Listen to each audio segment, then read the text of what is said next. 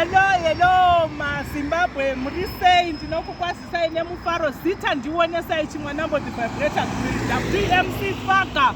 Vaya vaitarisira Gokwe pasi. I am from Gokwe. Tiri pakusimudzira Gokwe. Musi wa 30 tine ma-awards. Tichisimudzira tichitarisa ma-talents evaimbi veGokwe.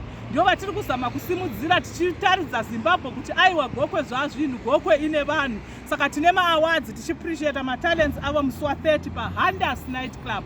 Ngatisangane ipapo from 6 p.m. till morning. Tinayo futi tichivharisa gore tiri paSimchembo Hall, Simchembo 1.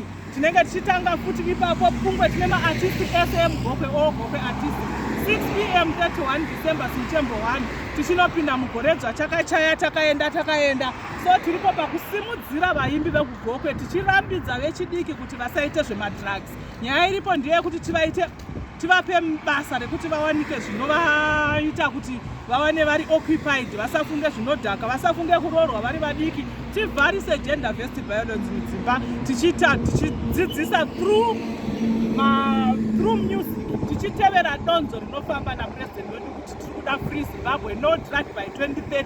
Ndiyo theme inofamba neGokwe artists. Onesai chimwe number the vibrator 3 hausi kwasa artist vazhinji vanondiziva ndine album rangu ra2019 rekupedzisira randakaita 2019 ndisati ndapinda muhospital rinonzi Zvasiyana.